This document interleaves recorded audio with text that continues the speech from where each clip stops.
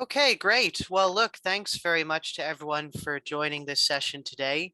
This is now, I think, the sixth session that we've had in the last year or so on the topic of teaching restorative justice and restorative practices in universities. The first three, as many of you will know, focused on different questions, but looking at different parts of the world and how restorative justice was taught in kind of approximately different time zones. And then we looked at using restorative practices in teaching, and then also at what a restorative approach to assessment would look like. And another idea that had come out of some of those sessions was something that was more focused on syllabi, I suppose. Sort of, there could have been like deep dives into specific syllabi. And we thought initially, and I'm very grateful to Alana and colleagues at Vermont Law School for co-organizing this, and also where she Rowan from York St. John. We thought that maybe in terms of syllabi, we might start by kind of comparing different types of syllabi. And that's what this is about. We're looking at what is taught in restorative justice courses. And thanks so much. Rowan is going to present some of her research on that topic, some of the first research, as far as I know, on that topic anywhere in the world. So really looking forward to that, and then have a discussion around that. Then we'll look at what we've kind of roughly categorized as a more theory heavy course, a more skills heavy course, and a more kind of empirical research heavy course. And we have three speakers, one of whom will speak to each of those. So that should be good. Alana, is there anything you or Lindsay want to come in on from the Vermont side? I think that's it. Just that hopefully we can organize when we do go into the breakout sessions. We'll try and divide up so that we have some even numbers, and hopefully the groups can decide amongst themselves about hopefully someone can take notes. That would be great, because those sessions won't be recorded, so only the main sessions when we're all together will be. So it'd be great if someone is able to volunteer in each group to take some notes. Absolutely. I mean, if we randomly allocate people to breakout rooms, there's not at least one facilitator in each room, then there's something going wrong here. So hopefully that'll be okay. But just by way of checking in with everyone, I wonder if everyone would be willing to just post in the chat function here and just tell us where in the world you are today, what the weather's like where you are, and also what you're having for dinner today. Okay, so where are you? What's the weather where you are? And what are you having for dinner? So I'll just give everyone 2 minutes to throw that into the chat.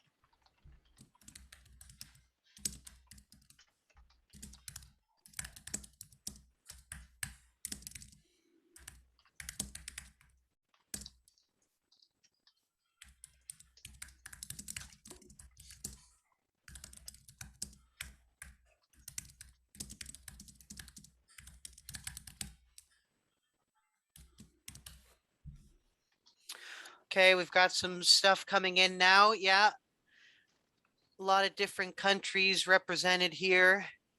Multiple burger related meals are going to present themselves tonight, I think. Good, good, good. I think we've got, yeah, my last count, at least 10 or 11 countries. So thanks very much, guys, for checking in there. Hope you're all okay. Also, just to note, very, very interested to hear your thoughts on what future sessions of this network might look like. We've kind of got a short list of ideas that include things that have come up in previous sessions, and also things that have come up in just discussions, between members of the group. But if you have any ideas, please feel free to let me know. And likewise, expect to receive some email at some point asking for either ideas or possibly votes on different things or something like that. But look, I think maybe we can just roll straight into it then. And very grateful, first of all, to introduce Rowan Sweeney. Rowan is a PhD student at York St. John University. You all received a copy of the abstract of her research, which you're in now, Rowan, your fourth year of your PhD, is that right?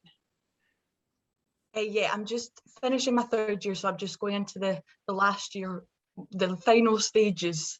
So Good, good, good. Well, and as I'm sure many have told you, the final stages are the most straightforward, so nothing to worry about there. But thanks so much, Rowan. Rowan is going to speak for about 20 minutes or so on her research on restorative justice in undergraduate criminology programs, exploring curriculum inclusion, understandings, and teaching approaches in England and Wales. And just to say also, I know that the syllabi and the talks today are very justice focused. I'm conscious that there are restorative practice in education people with us and people also from social work and other areas.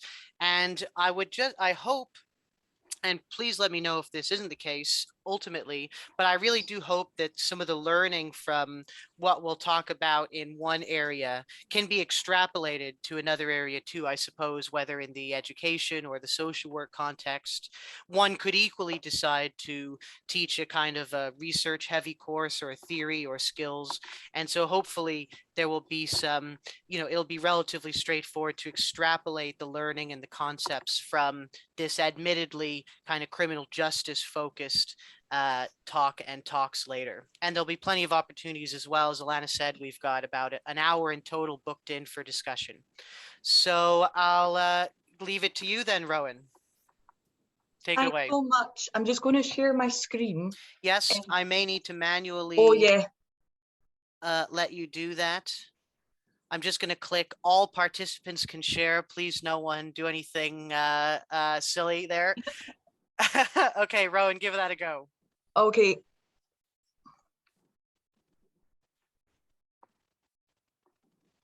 Okay, hopefully. Yep. That's coming Yeah. through. Now I might just turn off my camera in case because I fear that my Wi-Fi is not very good. So I might turn it off and then while I'm talking. Sure thing, no problem at all.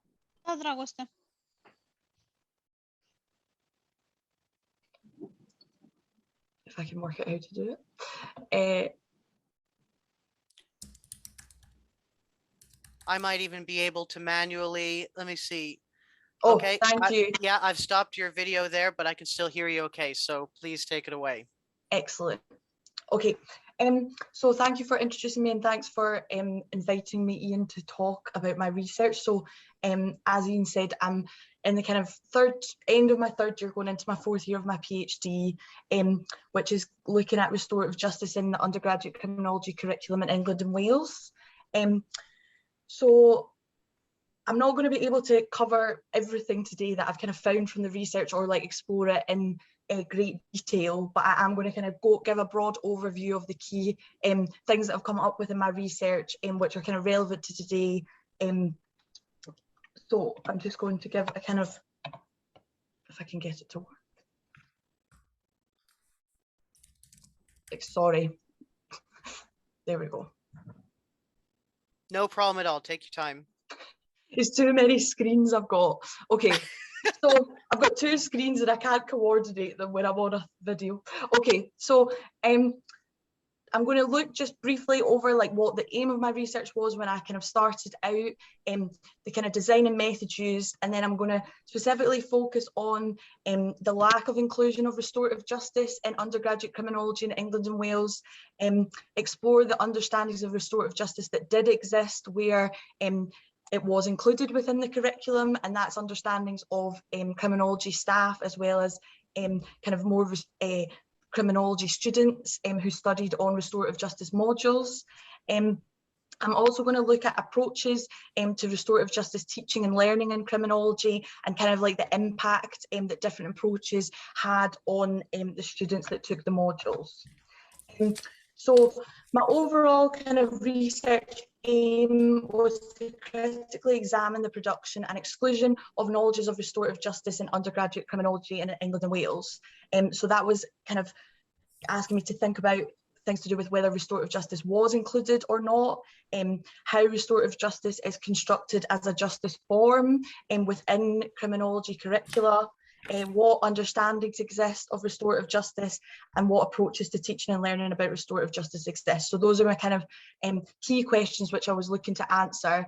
And within the kind of thesis and within the research, kind of key themes obviously which kind of intersect have come through. So restorative justice, criminological thought, but also the kind of conditions of teaching and learning in a kind of neoliberal higher education sector. So just to kind of briefly go over how I went about the research. So I did a kind of two-phase process because there wasn't a lot of literature relating to the way that restorative justice was taught in criminology, or how many criminology kind of degree programs included restorative justice. I started off by doing a scoping study to explore the kind of extent and form of restorative justice inclusion within criminology curricula. Which I'll kind of go through my findings from that specific part in a wee moment. And that stage kind of informed the second phase, which was exploring restorative justice knowledges. So I used the scoping study as a kind of data collection method, but also as a way of signposting where restorative justice was being taught, academics that were teaching different types of modules in restorative justice. And that kind of allowed me to contact academics to be interviewed. So I interviewed 10 academics from 7 different universities who were involved in teaching restorative justice in kind of different ways, so in different forms of modules. I analysed module documents relating to all the restorative justice modules that I kind of identified, and I carried out focus groups with students from 3 different universities. I was hoping to speak to more students, but COVID-19 kind of happened at the exact same time that I was trying to do my research, so that really impacted the kind of additional focus groups that I could do. So thinking about what the scoping study, I started off by looking at all the universities in England and Wales and considering which ones had undergraduate criminology degrees. So of the 129 universities, there was 85 undergraduate criminology programs, and within those programs, only 27 degrees included restorative justice at some point in the degree. And within those 27 degree programs, there was 33 modules that included restorative justice. So in total, in England and Wales, there was 2,324 modules across the 85 degree programs. So only 1.4% of modules offered in undergraduate criminology in England and Wales related to restorative justice. Now, obviously, it's important to note that I was taking the kind of data and information from university websites and prospectuses and programme outlines. So there may be modules that were delivered that were not listed, and there may also be modules that were listed but were not delivered. So I'm very mindful of that. So this just kind of shows you that the kind of position that I was starting from when I was going to try and collect more qualitative information in terms of the kind of lack of extent of inclusion of restorative justice. So from the 33 restorative justice modules that I kind of identified, I analysed the different kind of documents and information related to the modules, and I differentiated them between being focused and being unfocused. So by focused, I was considering that restorative justice was a key, like the main element of the module. So the module really was mostly about restorative justice, although it may have touched on other things, but it was really exploring in depth understandings, theories, practices, processes within restorative justice and all the kind of different debates that come with that. So there was 10 modules out of the 33 that were focused and really in-depth restorative justice modules. 9 of those were optional and only 1 was core. So that means that there's only 1 criminology degree programme in England and Wales that offers a core focused restorative justice module. I also categorised the modules which I found within the degree programmes which were not restorative justice focused, and those are the kind of categories you can see on that graph. And as you can see at the bottom, restorative justice has the lowest number of modules in terms of what the module focuses on. And then I looked at unfocused modules, so modules where restorative justice was included, but it was maybe just a few lectures within a module that was focusing on something broader, maybe criminal justice or youth offending, youth justice. So there was 33 modules, 10 optional, 3 core. And these modules were more likely to take place earlier on in the degree because they would be more foundational modules. As you can see here, it might be quite small, but they were in relation to kind of harm and deviance and criminality, responses to crime and deviance, and then like victims of crime and youth justice. So restorative justice being considered in relation to those topics were how the unfocused modules kind of came into the curriculum. So from the interviews with academics, I didn't directly ask them about or tell them the kind of findings that I've had from the scoping study, but looking back at their interviews and analysing, highlight some of the reasons why restorative justice might not be included as much as, well, definitely not as much as I expected it to be. So I've kind of highlighted in these quotes whether the academic was responsible for an unfocused module or a focused module, because I spoke to staff kind of in both contexts. So some unfocused staff felt that restorative justice was difficult to fit into the curriculum. They didn't know where it would be positioned. Other unfocused staff felt that if they weren't expert in restorative justice, they wouldn't really know where to begin with it. For example, one academic who did include restorative justice in her module, but wasn't really familiar with it into any kind of expert degree, if you like, felt that because it wasn't in the Oxford Handbook of Criminology, that it was unlikely that people who weren't familiar with restorative justice would include it in their curriculum. Academics who were from focus modules also kind of reflected on it being challenging to include in the curriculum. So one kind of expert in restorative justice who had a full focus module explained how it can be quite daunting developing modules because there's lots of different ways that you can consider restorative justice, and it's difficult to explain the ideas and unpack the complexity for students who aren't familiar with it. And also another focused restorative justice module leader who was also expert in the field, did a lot of research in the field, explained that the restorative justice literature is vast, absolutely almost impossible, and awful lot of theoretical. It's so busy. So every kind of staff member, regardless of their understandings and expertise in restorative justice, did kind of reflect on it, the fact that it would be challenging for some people to include in the curriculum. So thinking about students' understandings, so within the focus groups, all students that were involved from the 3 different universities had all taken a module that was focused on restorative justice. So I didn't get the chance to speak to students who'd studied restorative justice in a kind of unfocused way. But within the focus groups, I got students to kind of do a concept map of what they thought the kind of key parts of restorative justice were. So I've included some of those pictures in my slides just to give you a kind of idea, and I kind of use that as a way to get them to participate and discuss like the things that they got from their module. So students were very confident in talking about how restorative justice was different to some criminal justice processes, and they really were wanting to discuss key kind of principles and practices, things like communication, forgiveness, listening to people, dialogue, as you can kind of see from some of these quotes. And it really helped them to kind of like humanize key criminology concepts. Some students also were able to think of restorative justice kind of beyond criminal justice.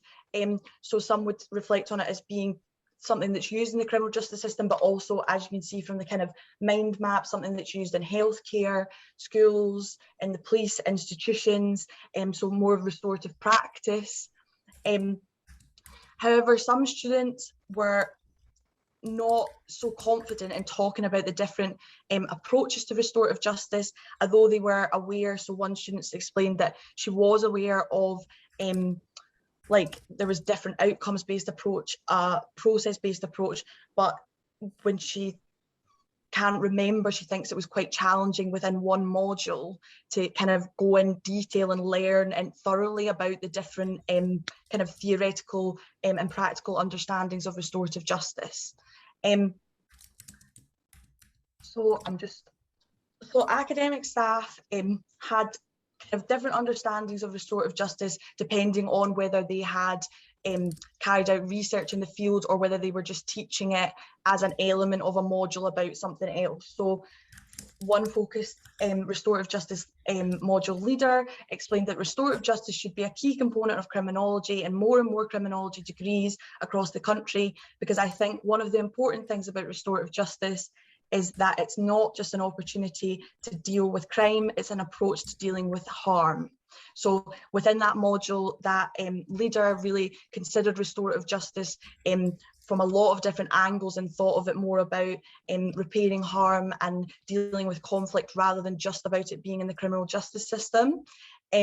However, unfocused module leaders and people teaching on unfocused restorative justice modules weren't quite clear on exactly how to position restorative justice within their modules. So, for example, one lecturer explained, like particularly with more sort of transformative forms of justice, like restorative justice, at least in my experience, these are processes that like don't really exist within the criminal justice system so much as outside it. So I guess my point is restorative justice is not an alternative to any one institution within the criminal justice system. It's an alternative as part of an entirely like paradigm. So it was clear that obviously the extent to which an academic who was teaching restorative justice had spent time researching it or exploring restorative justice would obviously impact their understanding of it and the way that they felt they would include it within a module or the way that they would teach about it.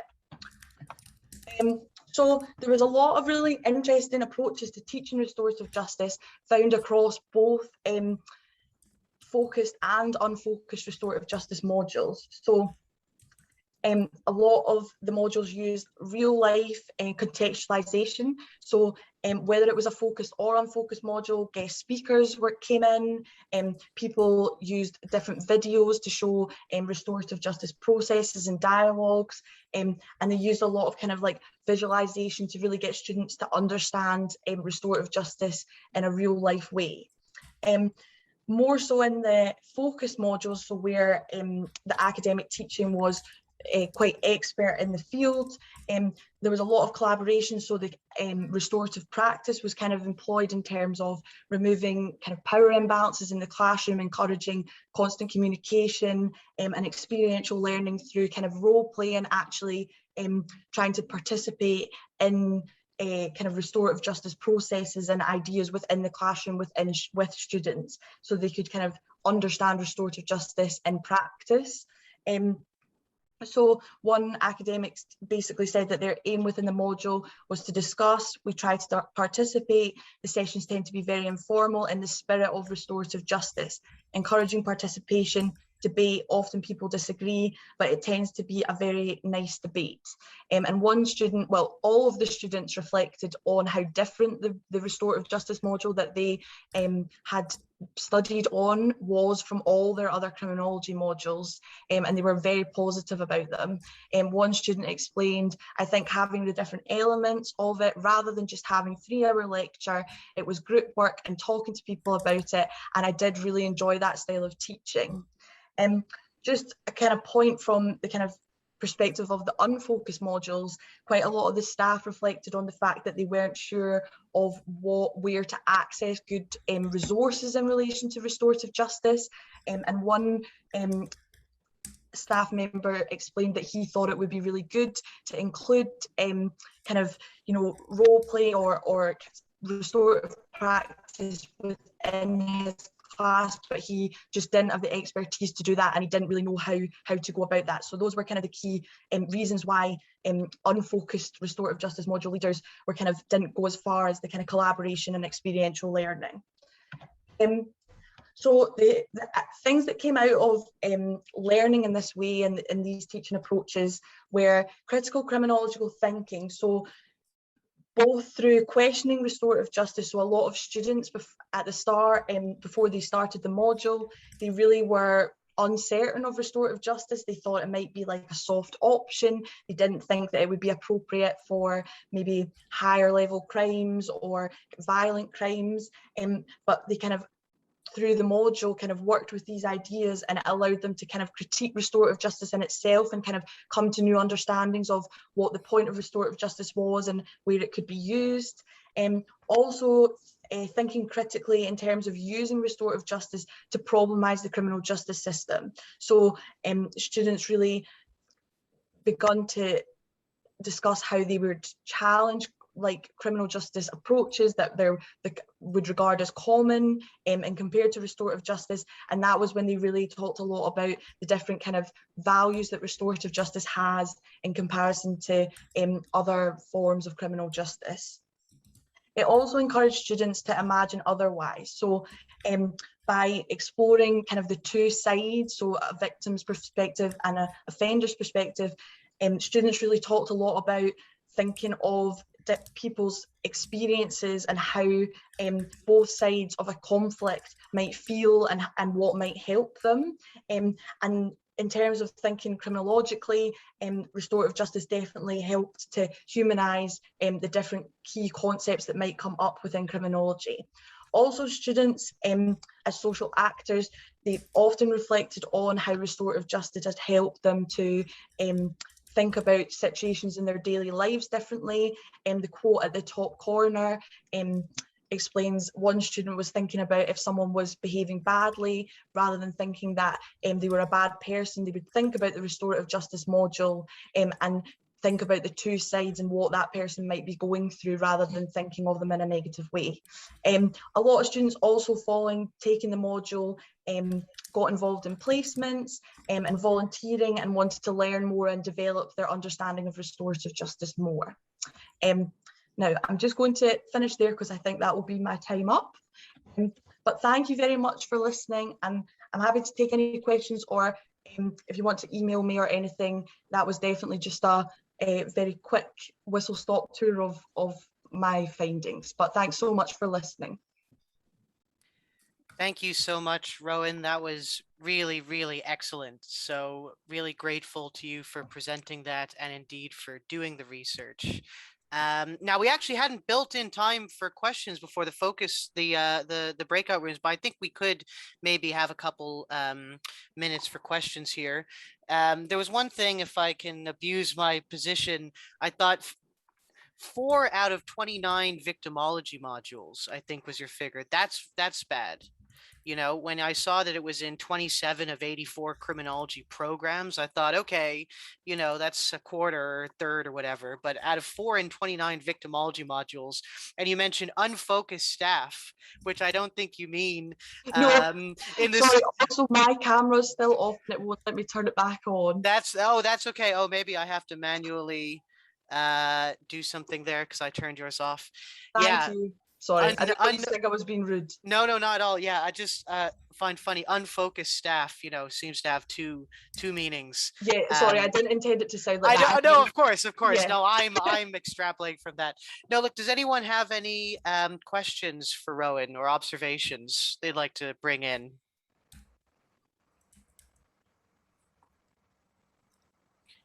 Getting a lot of gratitude in the chat there. Thanks. Thanks, Rowan. Okay. Oh, yeah, go ahead, Colleen. Thanks. I don't know if you wanted us to use the chat or the video, so I'll just go ahead. share the audio.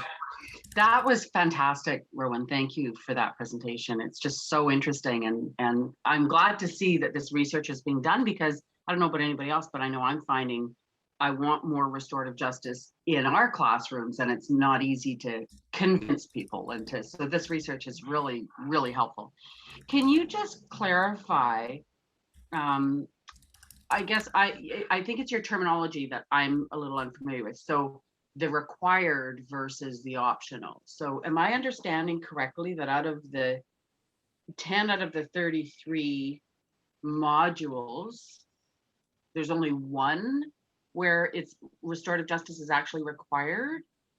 Yeah, sorry. Am I understanding it correctly? So yeah, the core modules are when a student would have to take it as part of their degree. So there's only one of the focus modules, so that like looks at restorative justice thoroughly, that in one degree program that students would have to take it. So the other 9 were optional modules.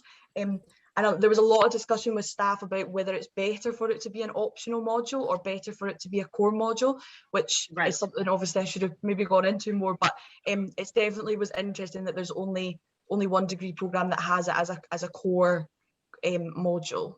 So that's one degree program of those 85, or of the 85, one degree program out of those 85 has it required. Yeah, well, okay. Sorry, I know I'm repeating myself because I know. Thank you for clarifying that. No problem. Thanks, Colleen. Fernanda? Thank you for that, Rowan. That's really interesting. I just was wondering, within your documentary analysis, are you also going to include analysis about the reading lists? And if so, what kind of things are you looking at? Like, for example, I'll be curious to know how updated are the reading lists and things like that. So yeah, I got all the reading lists from the kind of 10 focused modules. So I've not looked into them yet, but I am going to. And I think one of the things that I want to do is in some of the focus groups, students specifically mention certain readings, or you can tell the kind of readings that they're reflecting on when they're speaking. So I think it would be interesting to see, compare the different modules. And as well, there was some modules that looked at restorative justice, beyond criminal justice in different kind of institutions. And I think looking at what their reading lists were compared to ones where it was much more criminal justice focused would be interesting.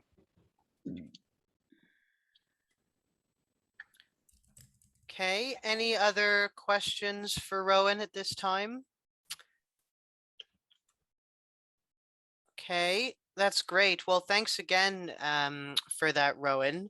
So, I've just got, yeah, so we're going to have 25 minutes then, Alana, for breakout rooms, right? Which I've just set up. We'll have 5 rooms, of different people. Okay, so, and we've got some questions here. We circulated the questions in the program, but I'm just going to type them into the chat here. We just have kind of two main questions, and then one extra one if you've got time to do that, but there'll only be 6 people in each of the 5 rooms. So if anyone would mind rather quickly volunteering in each room to be a facilitator and just run some circles and, ask these questions, and then obviously, talk approximately about this topic, right? And we'll give you about 25 minutes for that, and then we'll come back on the hour to go straight into the other 3 talks. Okay, so I'm opening the breakout rooms now. Any questions before I do that? All good? Thanks again, Rowan, for that. I'll open the rooms now. Okay, just giving a second for everyone to get back in here. Yeah. I think that's everyone. Well, good. Look, I hope you guys had some good conversations there. We'll go straight in, if that's okay, to the presentations.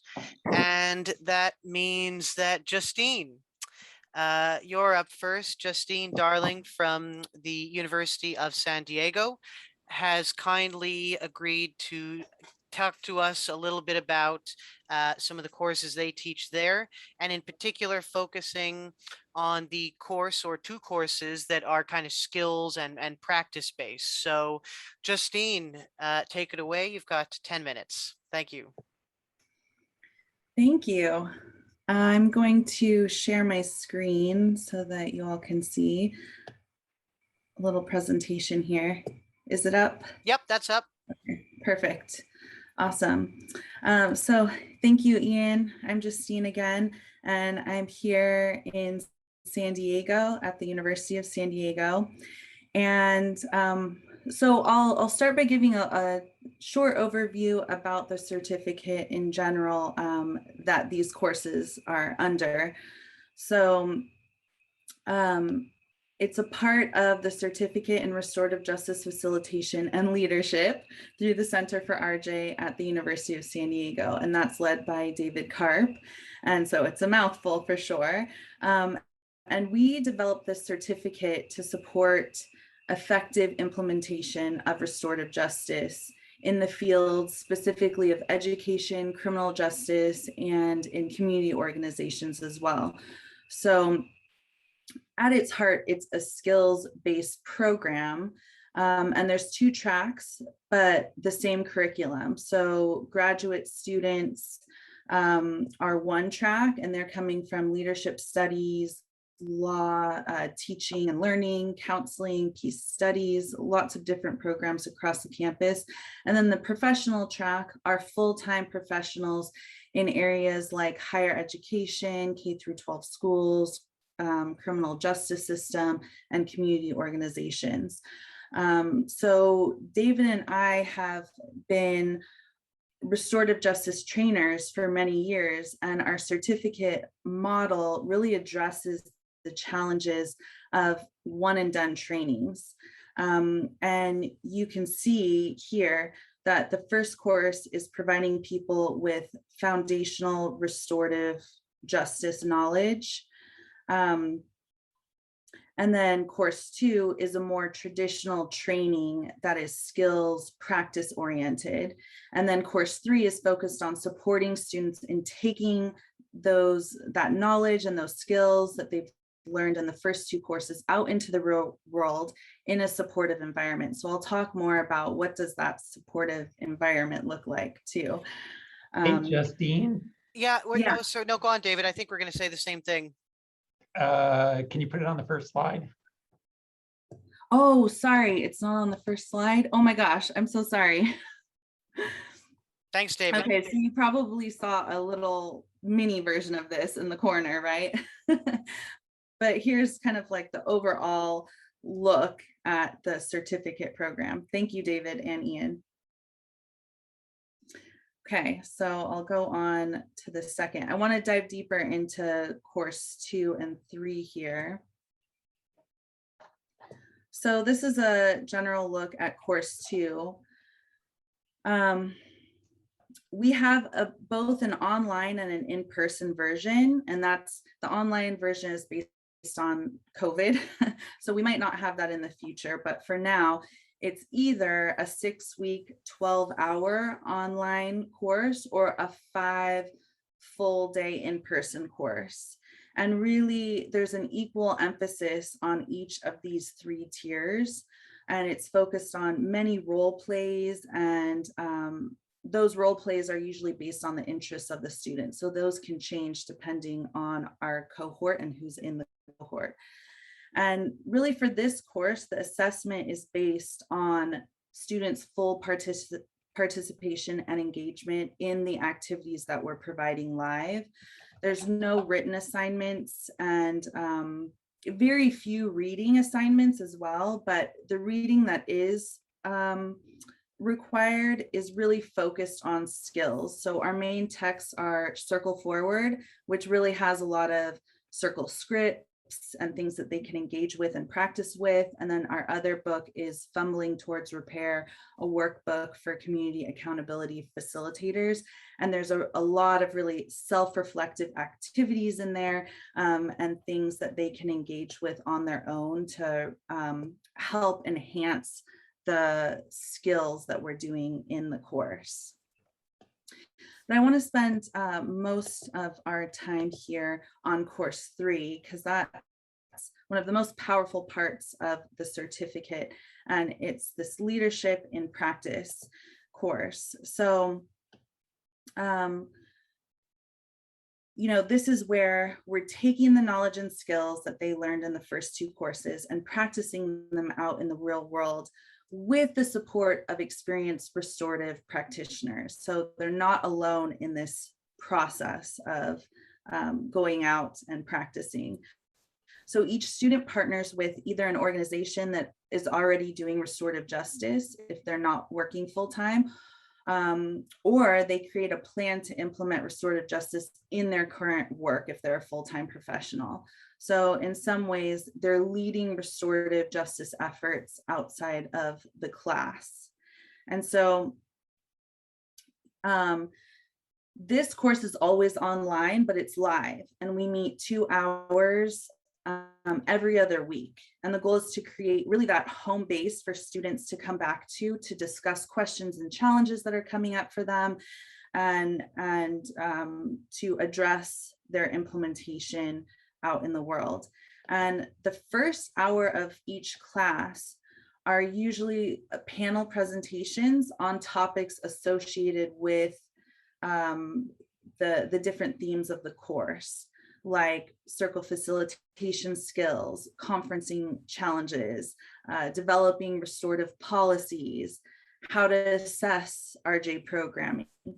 And for those panels, we bring in expertise of RJ community members, both from within the class, so students can be a part of the panels, or outside the class. So we bring in others that are focused on these different themes. And that's really, so we're decentering the lectures, like me and David and whoever's the actual person leading the class, and we're bringing in the expertise of others. And then the second hour of class always focuses on their communities of practice, which are small groups of 8 students.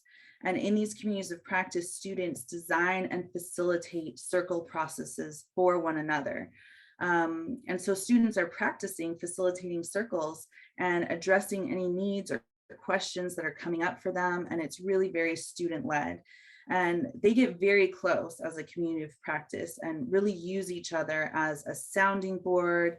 And also they use each other as co-facilitators in implementing their work outside of class. So say, for instance, a student is working in higher ed and is planning some circles for her students on her campus. She can go to her community of practice and say, hey, I need a couple extra facilitators who wants to come onto my campus and help out. So they're really practicing beyond their own fields and their own practicum as well, which is a very cool part of the community of practice.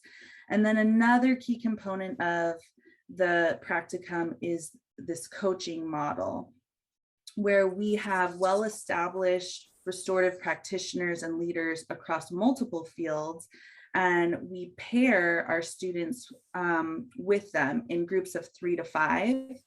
And so they all have similar interests, and the coaches visit our class 3 times throughout the semester to hold circles of support for that small group of students. And it's really a time for students to, ask questions, share challenges, and really get some guidance from people who have been in the field for a long time. And that their communities of practice are combined there as well. So lots of different components. And then I'll just share a little bit about,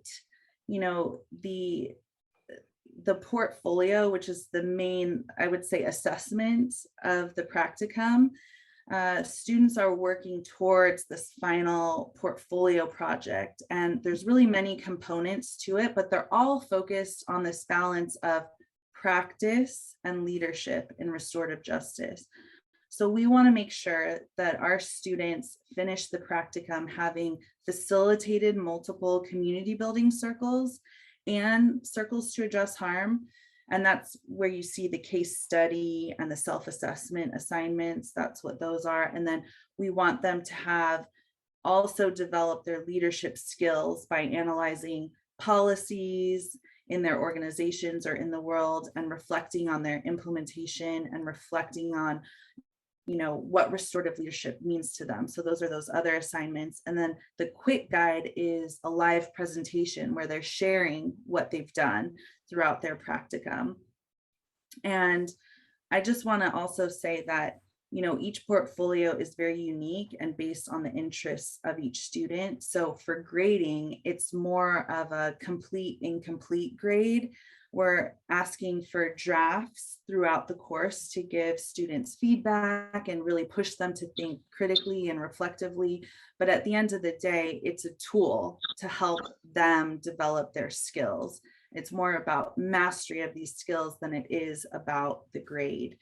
And, you know, just to finish the certificate, in the certificate, we really believe that RJ requires a lifelong commitment instead of a skill set that you master. You know, it's learning the skills in an official class. It's one piece of it, but it's just the beginning. And the certificate community really provides that structure for layers of mentorship and continued learning, and that community of practice that really spans way beyond the classes. You know, it goes on into the future, and we've seen that with our students. They really stick together after that last course too.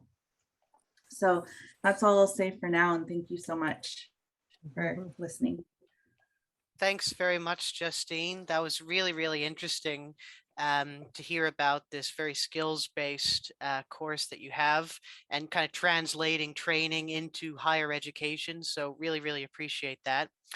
I'm gonna share my screen now and go into one on empirical research. So I will throw this over. You can see my slides there, okay? Justine, I can see your face, so nod if you can see them. Yeah, okay, great. So so I'm gonna, for this one, about 10 minutes or so, just talk about my restorative justice course, which was selected for this on the basis that it's more kind of empirical research heavy.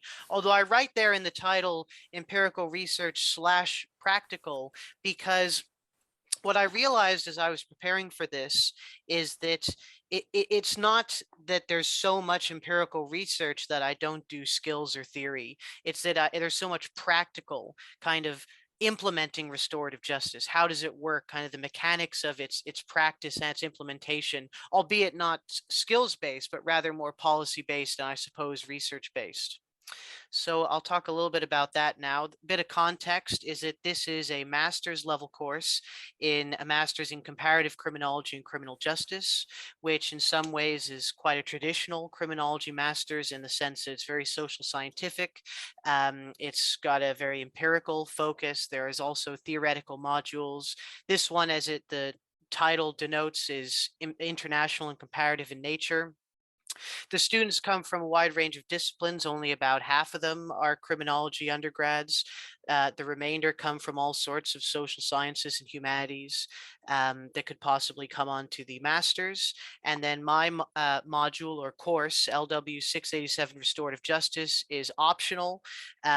Just for context, you know, they have basically a dissertation, which is a third of their master's, and then 6 courses, 2 of which are compulsory. Comparative criminology and research methods, and they can pick 4 other things, and restorative justice is one of those. Now, for whatever reason, like 80% of them choose to do it. So, you know, I do get the vast majority of students who take this master's do the restorative justice course within it. And that's 11 2-hour sessions over 12 weeks. Last year, there was about 20 students. I suspect there'll be a couple more than that. And I do use circles in each class, which I won't go into in too much detail because I know Mikhail is going to talk about that in his after this. The learning outcomes, I think, are indicative of the fact that it is very practical, it is very research focused. But likewise, like all restorative justice courses, there is some theory, there's some philosophy involved in it. Of course, the principles of restorative justice. But as you can see, the rest of it is quite practical, looking at the potential benefits and limitations within criminal justice, understanding and reflecting on the empirical study of restorative justice, is focusing on its impact on participants and also with different crimes at different points in the criminal justice process.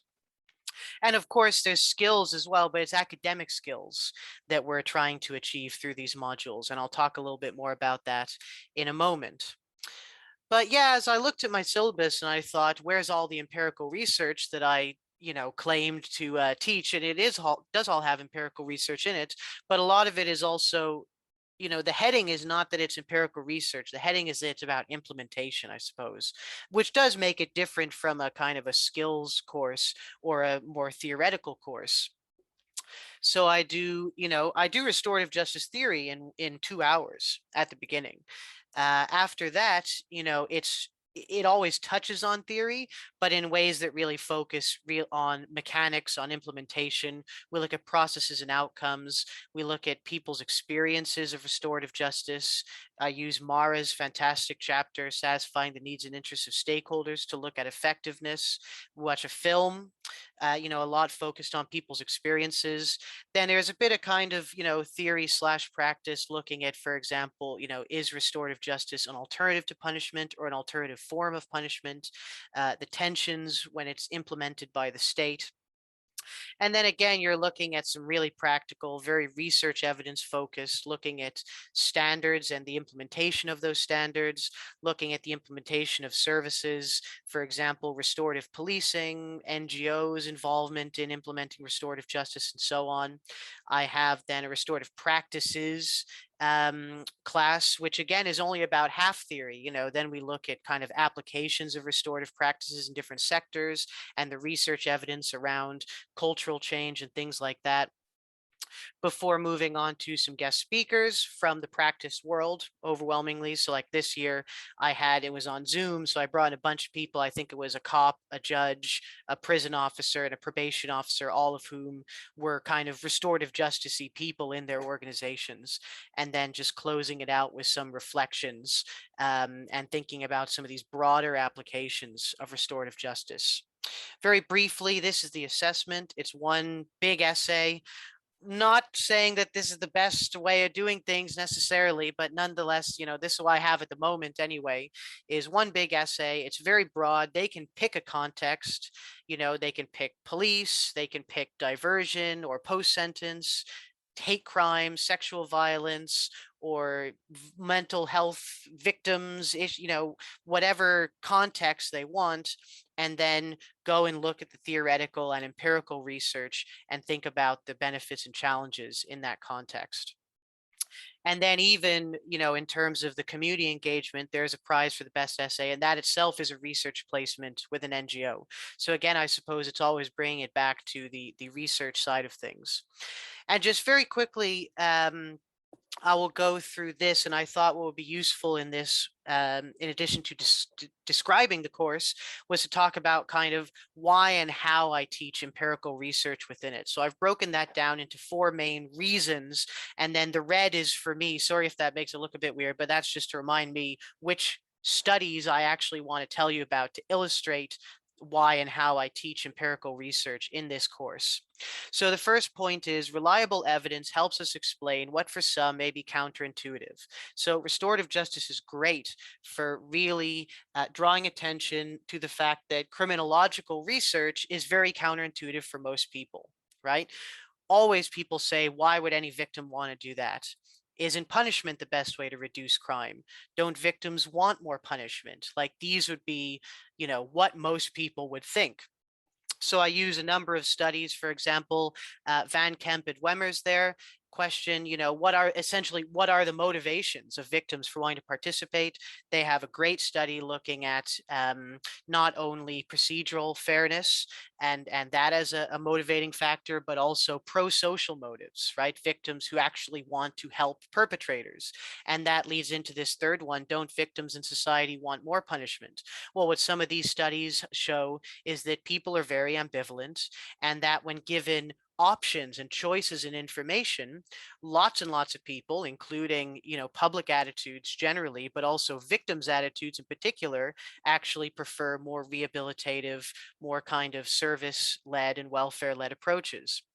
Isn't punishment the best way to reduce crime? We have Chaplin's fantastic methodology, really actually used a proper control group and found that restorative justice reduced reoffending. We have studies like Bouffard, which looks at different types of restorative justice and the extent to which they reduce reoffending. And then Wilson, I include here, it's not a restorative justice study, but it's a meta-analysis looking at police-led diversion, finding along with plenty of youth justice empirical research that minimum intervention is better. I can see I'm going over, so I'll move on quickly now. Videos and case studies can be illustrative, but not representative.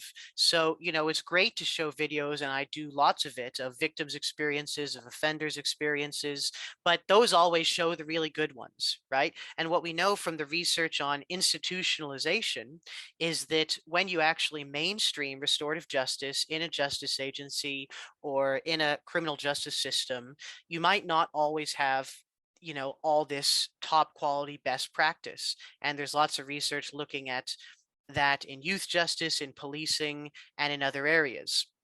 So again, it's about looking at not just what could restorative justice be, but what actually happens when the criminal justice system gets its hands on it. Brings theory to life. For example, the observed benefit of values like participation. And this is a fantastic book, International Perspectives on Child Participation, saying that, it's not just a right, it's not just a value, but also the process, the outcome, people's experiences are measurably improved through participation. And then finally, and this links back to what I was saying earlier, but within the context of the criminology masters, the social science masters, we are looking at research skills, at social scientific skills, what constitutes evidence, critical thinking skills, interpretation of data, and so on. And a couple of studies here that are great for that. Shapland, as you probably know, had a control group where they controlled for the fact that some people didn't want to participate, right? Or did want to participate, which is very important in determining whether or not restorative justice is the cause of any reduced reoffending found. And then also Jonas van Dijk's article looked at another large data set from the Netherlands. And again, they're trying to control for the fact that people who volunteer to participate in restorative justice are probably more likely to desist anyway from the offender's side.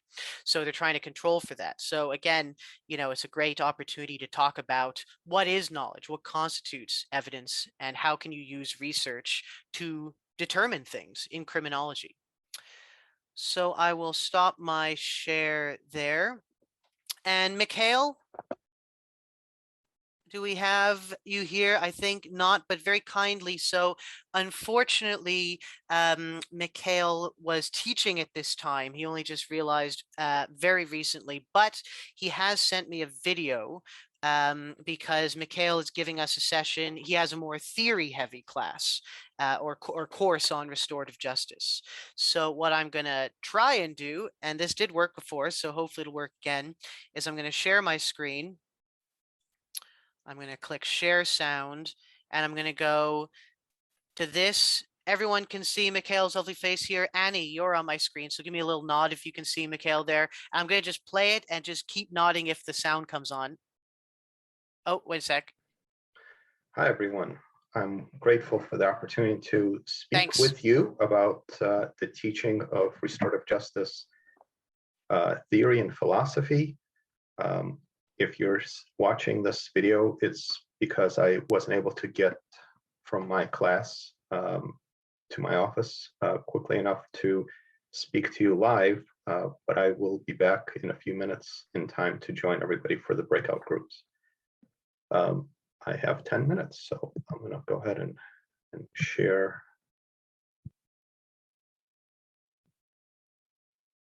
Okay. All right.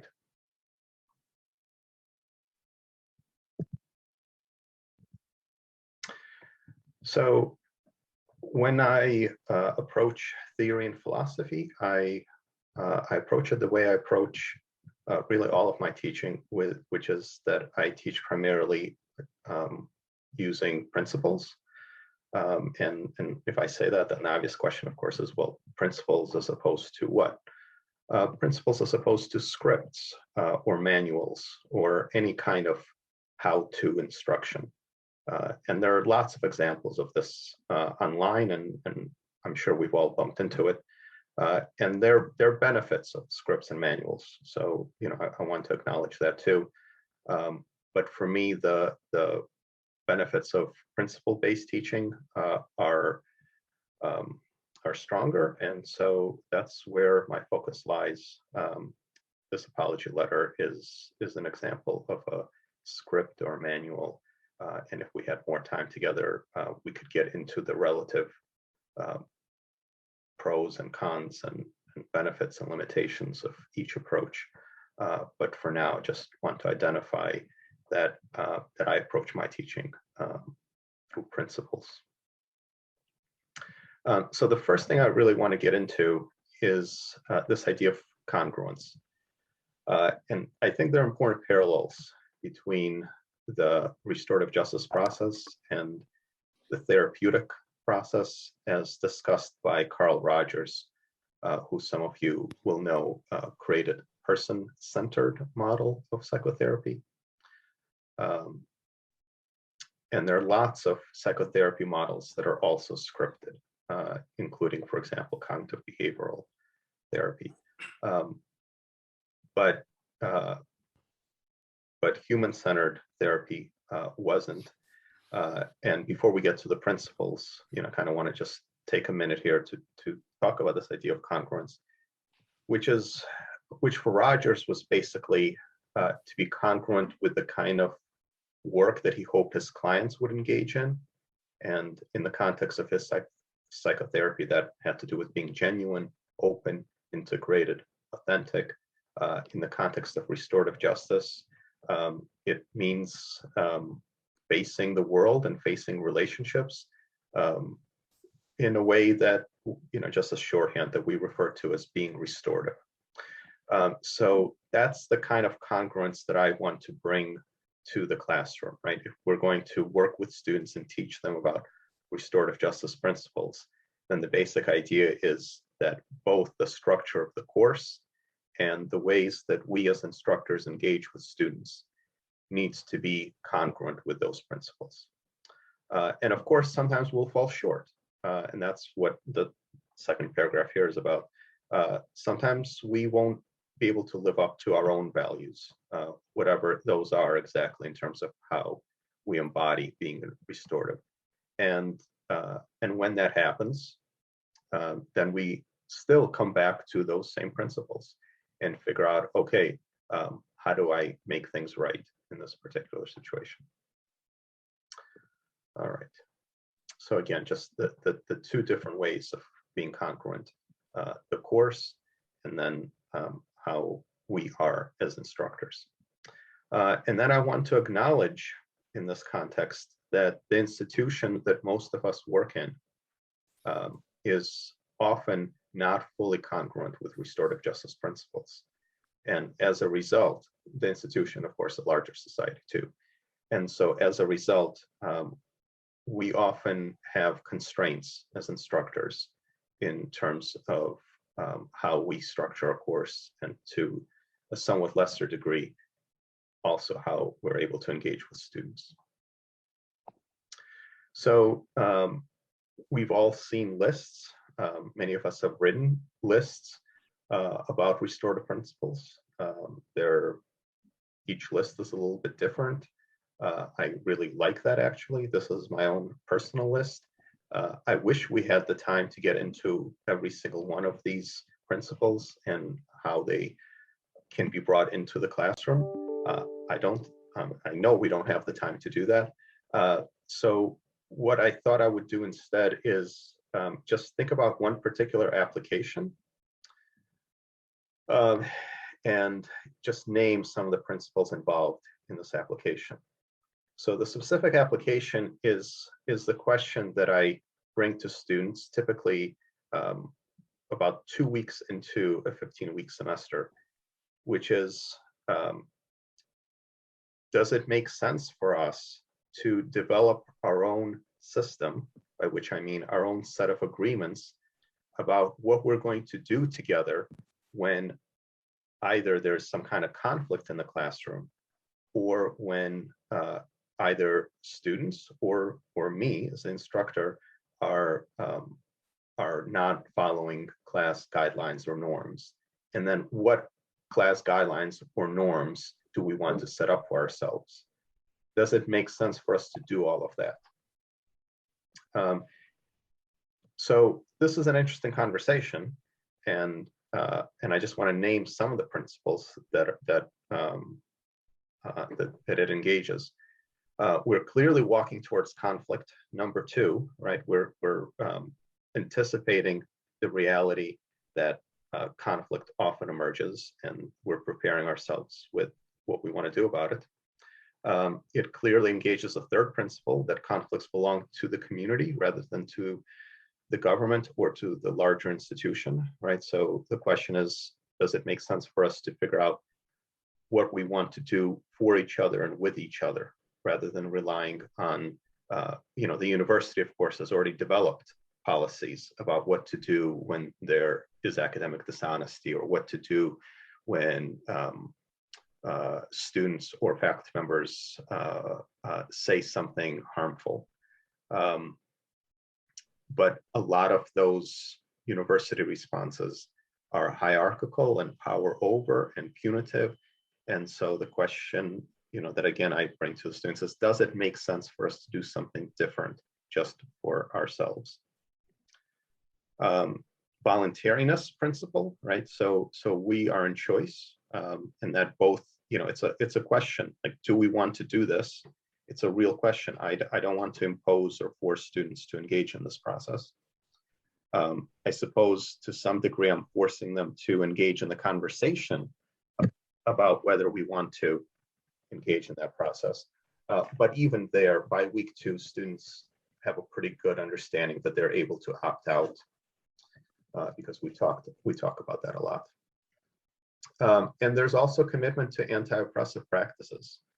One of the things that I have seen students in restorative justice classrooms express a lot of concern about are these practices of oppression and domination, and how they manifest themselves in learning spaces. And so this could be an opportunity, this is an opportunity to talk about creating different norms that might exist in other classrooms, and then of course talking about how we want to respond if those norms aren't followed. And then of course, number 8, the fact of engaging students in a conversation of whether we want to do it, and if so, how do we want to do it? There's clearly power sharing and collaboration there. I'm not giving them my vision and imposing my vision and giving them my rules of how we're going to operate here.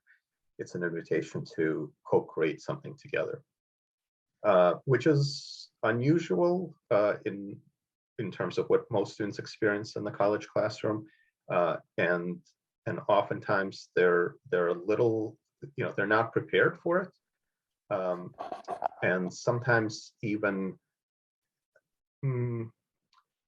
philosophically opposed to it, because it contradicts their expectations of what ought to happen.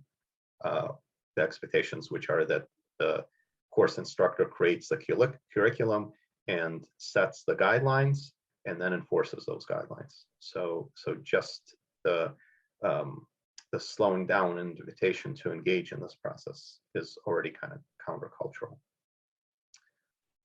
And then of course, ideally, this process involves and cares for the needs of everybody in the classroom, which of course includes the students, and it includes me.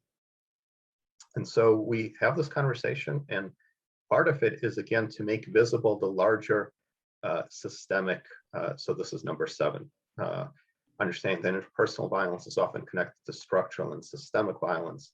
And part of that is just understanding the constraints and the norms that the larger systems impose on both individuals and smaller communities.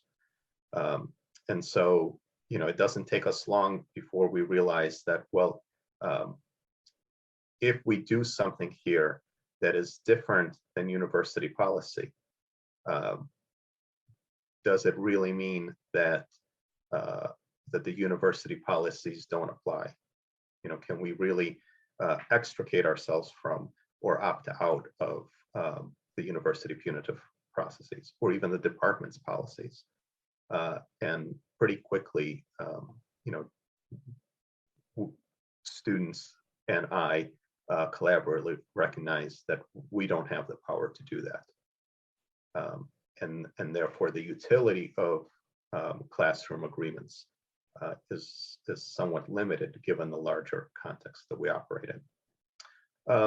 And so far we've never, I've never had a group that has said, yes, we want to do it, and then, let's do it. But I imagine that at one point that will happen, and then I look forward to engaging in that process with them. So I think I will stop there. Again, grateful for the opportunity to talk with you for a few minutes in the context of acknowledging external constraints. I want to acknowledge that me not being with you and also a 10-minute structure doesn't allow us to build knowledge together in the way that I imagine most of us would prefer. But hopefully we can do a little bit of that in the breakout groups that follow. Okay, thank you again. Thanks for that, Mikhail, who I can see has since joined us. Hope you're doing well, Mikhail. Thank you very much for the video there. Okay, great. So I'm going to send you guys back into breakout rooms for the remainder of the session. We can just, yeah, we've got about 20 minutes left. So I will open these. Again, the questions are on the sheet that we circulated, but I'm just going to throw them in the chat here. Can you see the chat when you're in the breakout room? Or do I? No. Yeah. Okay. So you can see, you'll see those. Yeah. Okay. Well, I'll throw them in over the loudspeaker thing anyway. But right. And then we'll bring you back about 2 minutes before the end. So if I go to my options here, I'm going to set this for 16 minutes. Now you have 17 I'll give you. How about that? Right. Okay. So I might need to just move around because we've got slightly fewer people. So if I move those to there, I should be able to open those. Okay. See you guys in a few minutes. I think that's everyone back. So look, thanks again for that, guys. Hope you had really good conversations there. Thank you very much in particular to Justine, Mikhail, and to Rowan for their presentations today, which were fantastic. I'll email you guys about picking up the slides off you after this, if it's okay, and circulate those. And as I mentioned before, we will probably also circulate questions about, what you guys want to do next, because whatever is useful for you is, this stuff is pretty straightforward to organize. So be great to keep the conversation about restorative justice teaching going. But before you do go, if you could just in the chat function as a kind of closing circle, what's one thing you learned or will take away from today? So please tell us in the chat function, one thing you learned or will take away from today. So throw those in the chat here. Emily, there's no prerequisites to my course apart from you need to have a relevant undergraduate degree to get onto the master's program. But within that, anyone can take any module. I hope that answers that question. Yeah. So what is one thing you learned or one takeaway from today? Feel free also to come on the mic if you would like to.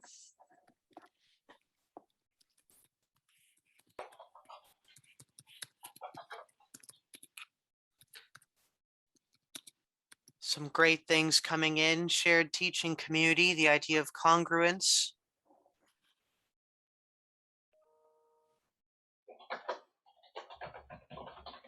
Keep them coming. Yeah, limited restorative justice teaching for undergraduate, breadth of approaches.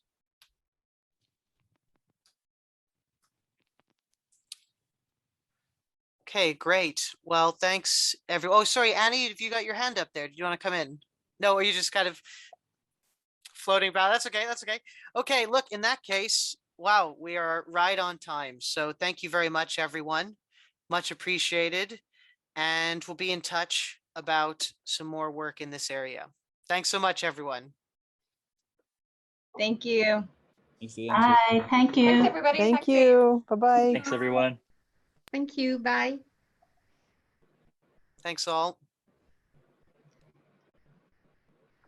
Thank you, everybody.